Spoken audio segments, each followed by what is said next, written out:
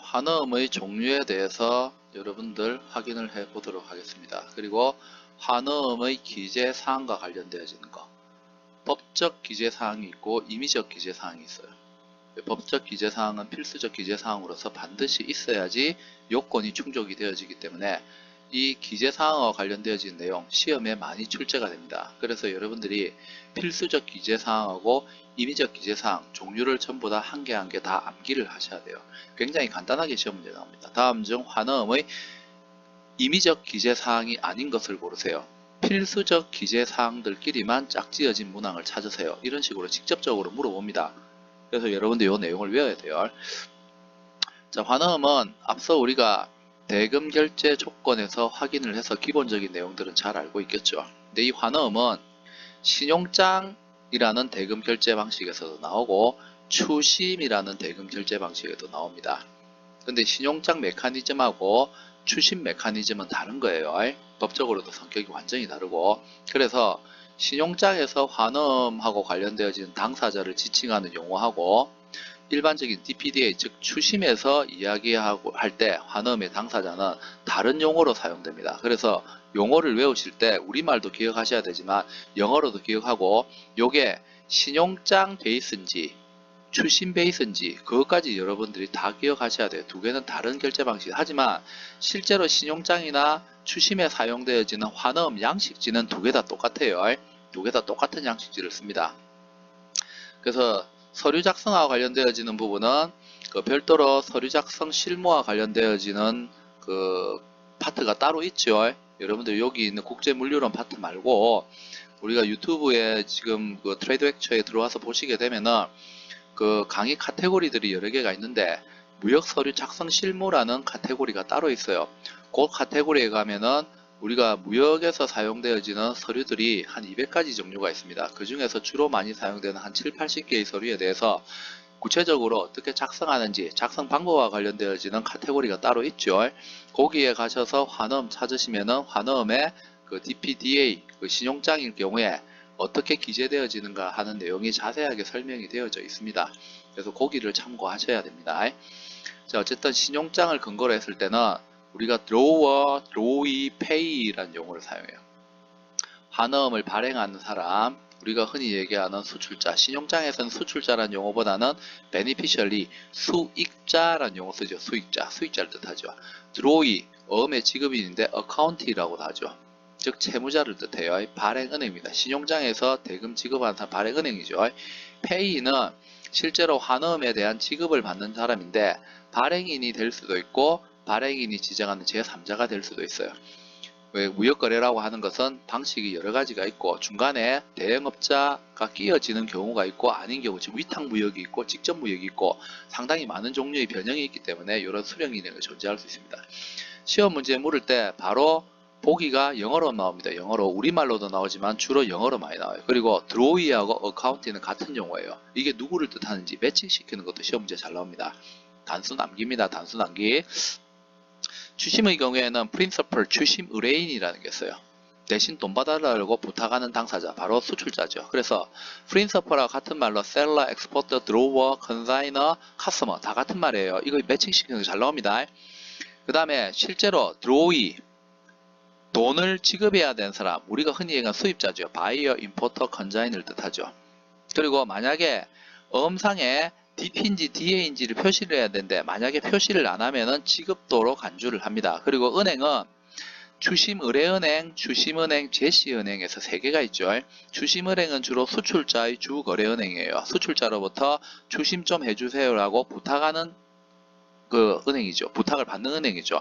그리고 요 은행이 수입지나 또는 수입지에 있는 은행으로부터 돈 받는 일을 수행할 수 있도록 하는 은행이 있는데 보통 실무에서는 오늘날은 추심은행하고 제시은행은 거의 같아요. 보통 제시은행이 수입자에게 직접적으로 서류를 전달하고 돈을 받는 은행입니다. 그래서 이 제시은행이 사실은 수입국에 있는 은행이고 보통 수입국의 추심은행인데 은행들끼리 과거에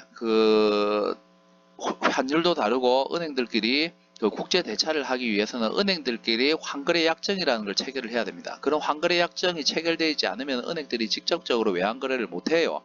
그렇기 때문에 사실은 우리나라에 있는 우리은행이 미국에 있는 ABC은행이라는 거하고 직접적으로 외환거래 약정이 채워져 있으면 우리나라 은행에서 바로 미국에 있는 은행에게 돈 받아달라고 부탁하면 되는데, 직접적으로 환거래 약정이 체결되어 있지 않으면 요 은행하고 환거래 약정이 체결되어 있는 은행들 중에 우리 은행하고 환거래 약정이 체결되어 있는 또 하나의 은행을 찾아야 돼요. 그렇게 해서 중간에 은행이 하나 더 끼는 경우가 있어요.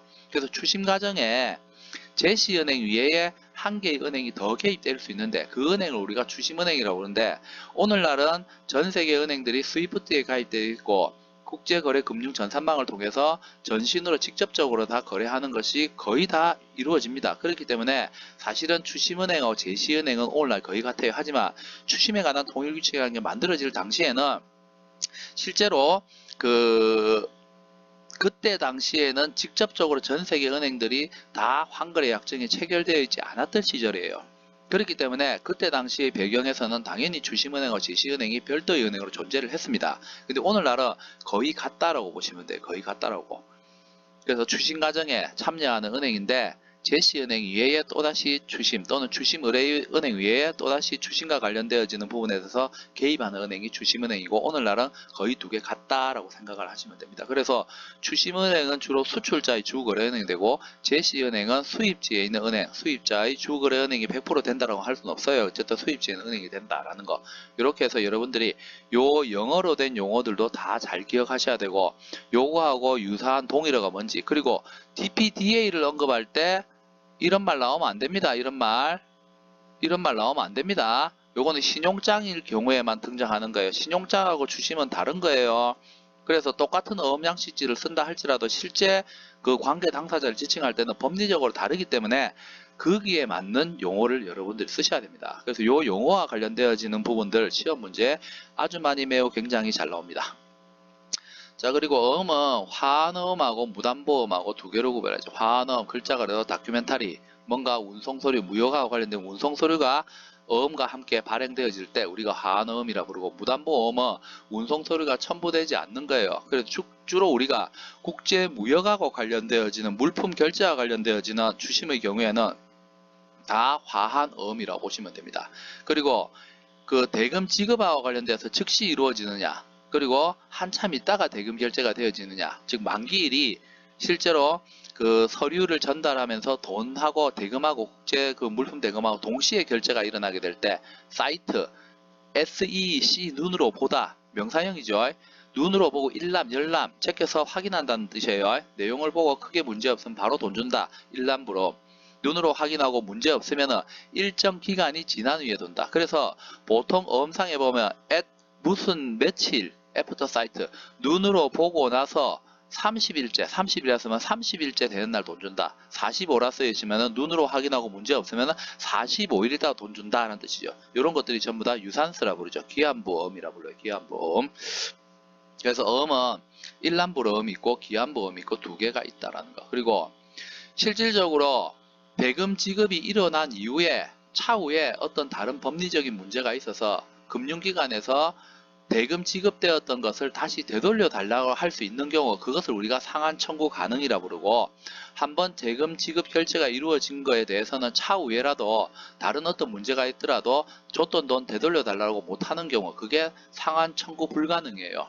근데 우리나라뿐만 아니고 전 세계적으로 거의 다 마찬가지입니다. 여기에는 우리나라 환원법상에는 거의 다 상한 청구가 되도록 규정되어 있다 했는데, 우리나라뿐만 아니고 지금 현재 전 세계적으로 아닌 나라가 몇 개가 있는데 전 세계적으로 어음하고 관련되어서는 전부 다 상한 청구 가능이에요. 그래서 실제로 대금하고 관련되어지는 부분에 있어서 지급이 일어났다 할지라도 실제로 돈을 다시 어떻게 되돌려 달라고 청구를 할 수가 있습니다.